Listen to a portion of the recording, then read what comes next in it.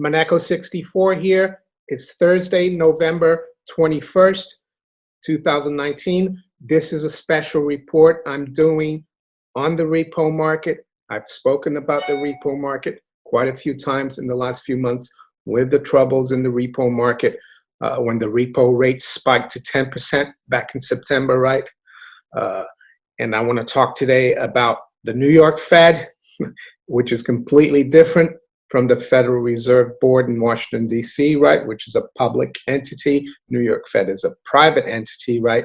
I want to talk about GATA, the fact that they've requested Freedom of Information Act data from the New York Fed, and they've been refused, right?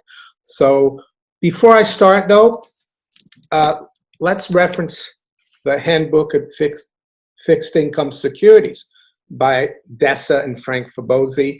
This is considered the Bible of the bond market or fixed income securities.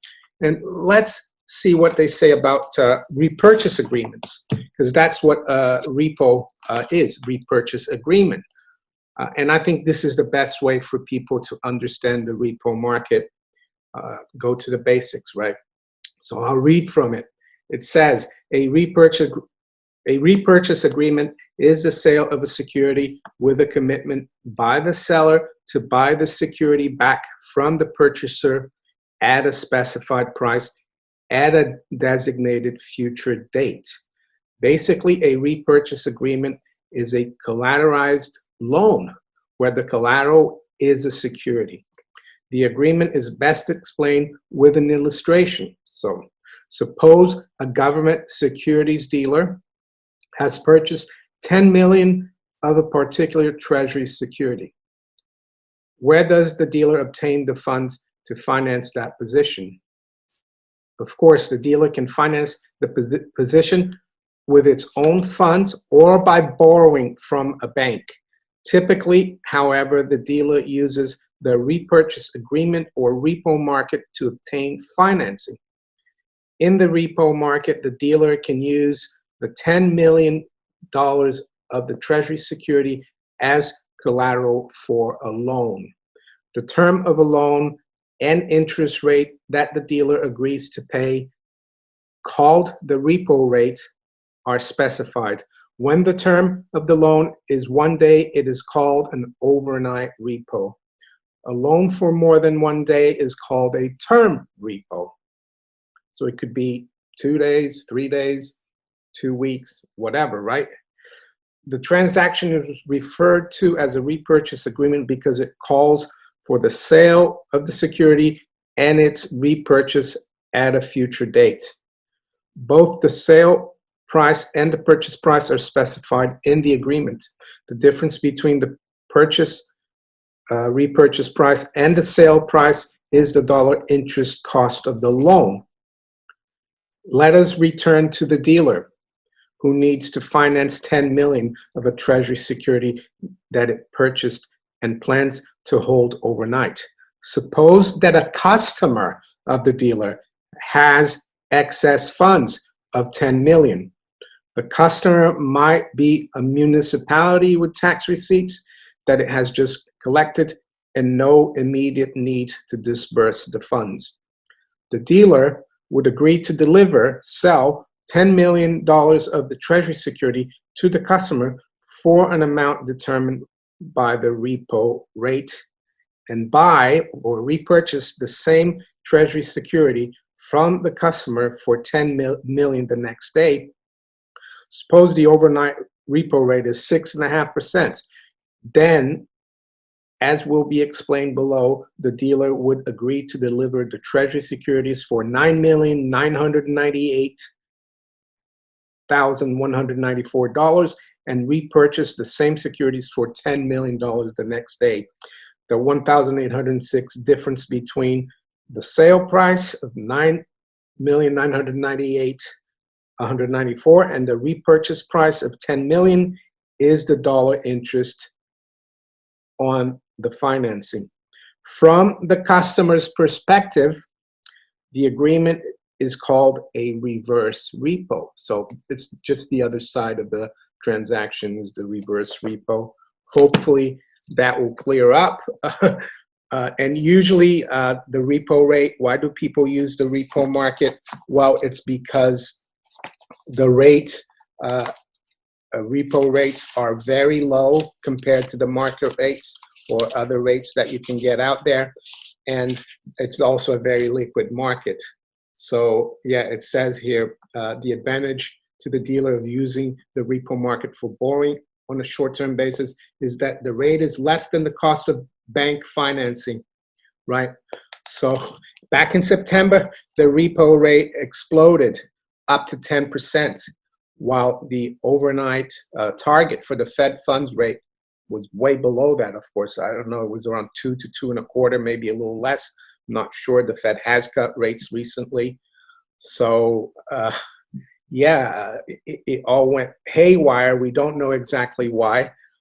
And that's where we come to the New York Fed, because people need to understand there's 12 regional banks, and those banks are private corporations. I think I remember even Alex Jones once going to the Dallas Fed and he couldn't get in because it said private property, right? So it's not a government entity.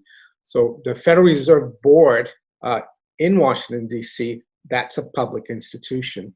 So this is how they get away with not providing information to Congress, the Freedom of Information Act. So let's have a look here at a letter recently sent by GATA. Well, it's a reply to a letter sent to GATA. I'm sorry, it's a reply from the New York Federal Reserve Bank to GATA, because GATA requested some data, right? So here we go. This is from Sean Elizabeth Phillips, Corporate Secretary. Notice how she says Corporate Secretary. So the Federal Reserve Bank of New York is a corporation. It's not a government bureaucracy, right? November 13th, 2019.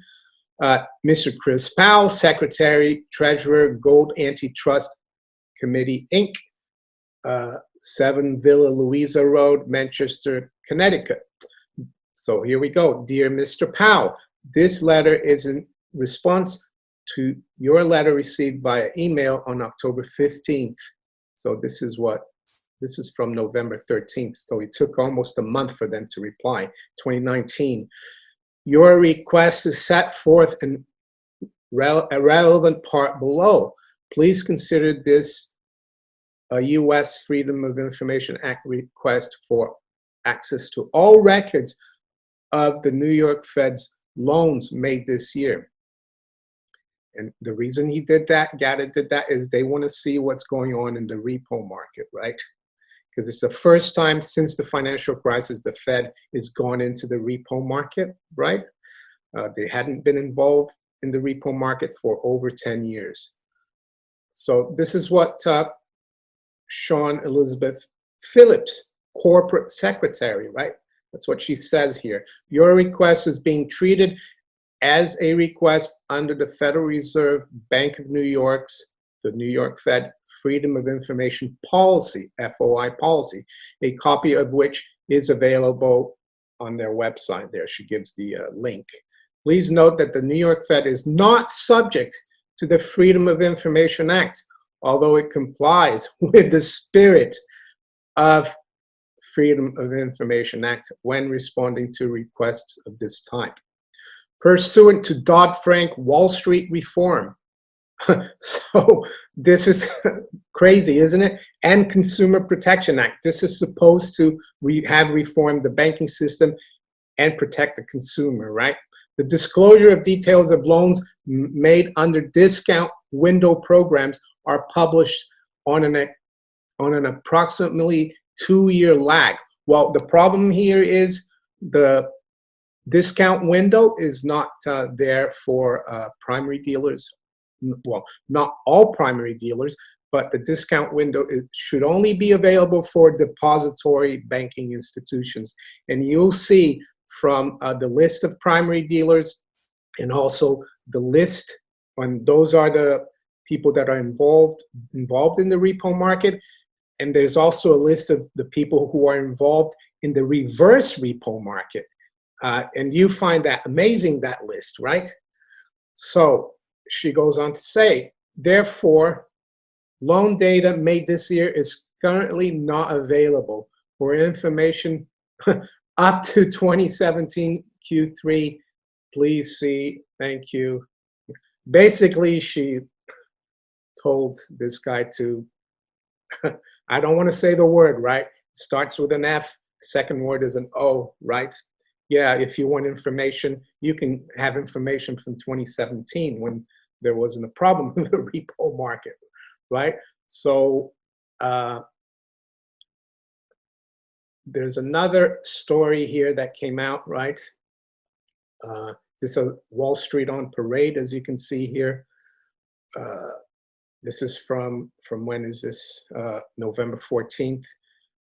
The Fed has created the big lie for Congress on its repo loans, while the New York Fed blocks freedom of information requests, right?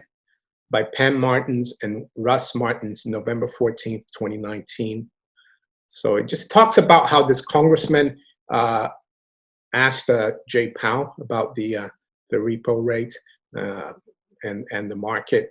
And Jay Powell said that it's only a technical thing. It's not really a problem, right? He went over that. I'm not going to go through the whole article. I'll put a link below in the description if you want to go through it. So now let's go to the New York Federal Reserve Bank website. So this is what they say about repo and reverse repo agreements.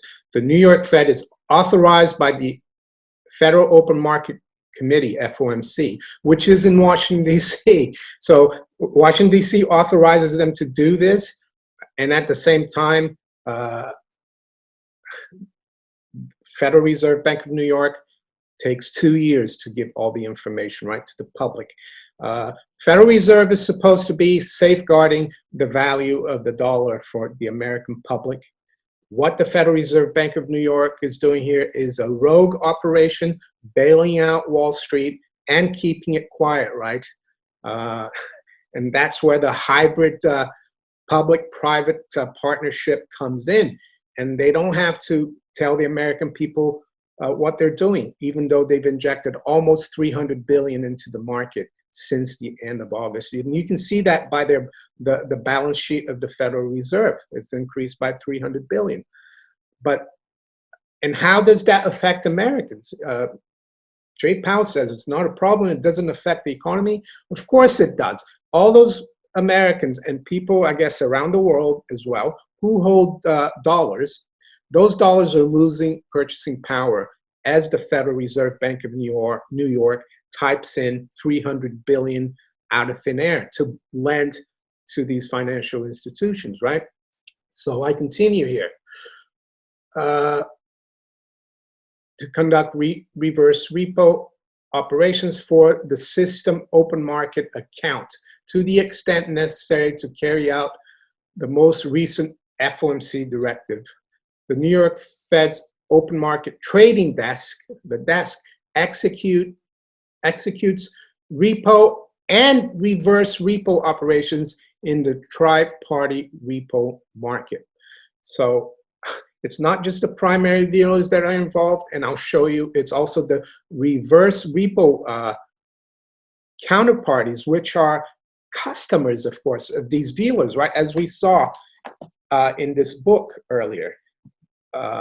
So let's say a dealer can't pay back, or something's happened, right, in the repo agreement, and they can't pay back the customer, right, like we saw here. Then the Fed is paying the customer. That's what it looks to me. So this is what they say.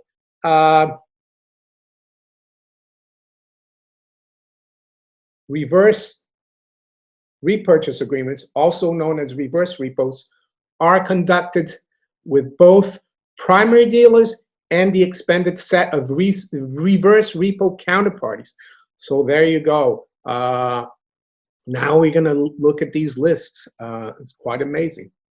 So first of all, let's look at the primary dealers. You remember from that letter to GATA, the corporate secretary, corporate of the New York Fed, said that with the window operations, and she meant discount windows, and we know that that's only for depository institutions. But if you look closely here, the list of primary dealers, there's 24 of them, and I would say 14 of them are foreign entities. They might be companies registered in the US, but if you look at, let's start here, Amherst Pierpont Securities, that's not a bank, right? How much are they getting from you, right? Because I know the New York Fed creates it out of thin air, but that dilutes the money in your pocket, right? So it's an indirect tax on the American public. Bank of Nova Scotia, New York agency, Canadian, right? One foreign bank there or institution. BMO Capital Markets, Canadian, that's two. BNP Paribas Securities Corp. Yeah, it's registered in the US, it's a corporation, but it's French, right? That's three there. Barclays, we know about Barclays, that's British, four. Cantor Fitzgerald, Bank of America Securities, I guess that's not a bank either, right? It's not a bank, it's not a depository institution. It is American though. Cantor Fitzgerald, not a bank. They're interdealer broker, right? Well, I'm not sure if they make markets in treasuries. Citigroup, global markets, I guess Citigroup, yeah, it is a securities part of Citigroup, but let's give them the benefit of the doubt. Bank of America and Citigroup are depository institutions, right?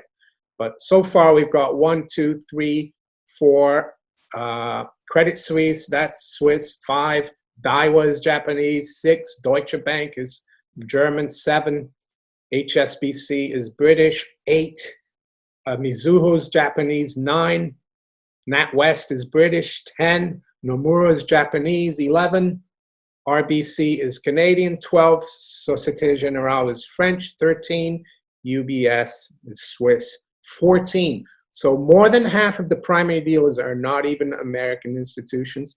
So you, the taxpayer, are bailing out foreign entities as well. And a lot of these, like Jeffries, that's not a depository institution. So that blows out of the water that argument from, what's her name? Sean Elizabeth Phillips. She says details that they're not able to disclose details of loans made under discount window programs. Repos are not under the discount window. I'm sorry, and that's just for depository institutions, right? So what about the reverse repo counterparties? And as you saw earlier,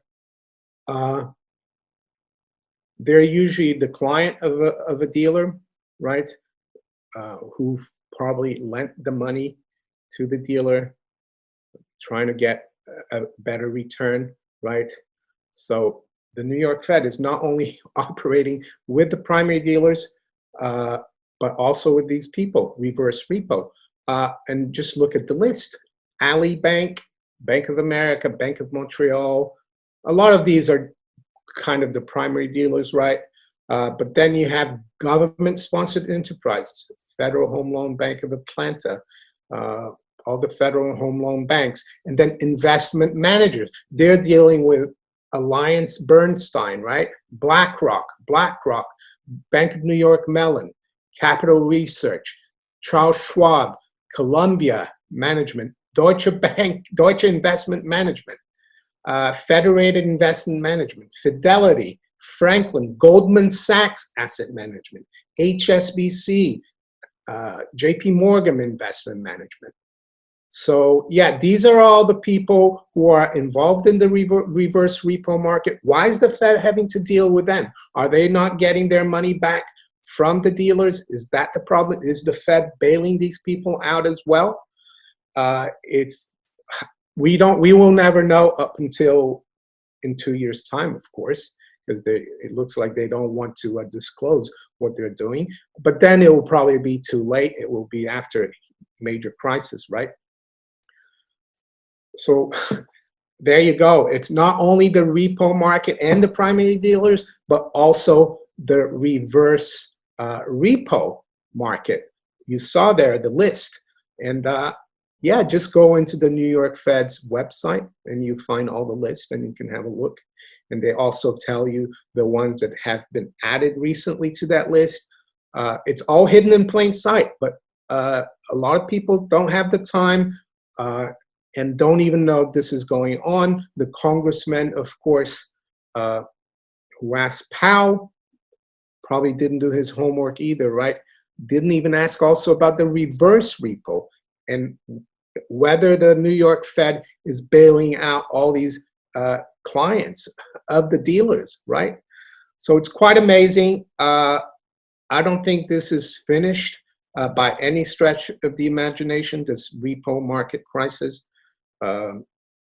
It reminds me reading about the 1929 crash of the brokers' loans, right? This is when brokers lend money to people participating in the market.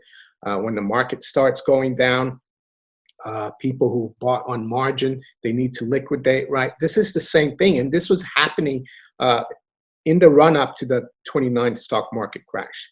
So there you go. If you enjoyed this video, make sure you hit the like button. Make sure you share it far and wide. You can also follow me on Twitter, Steemit, and on DTube. Wish you all a great day, and I'll talk to you later. Take care. Bye.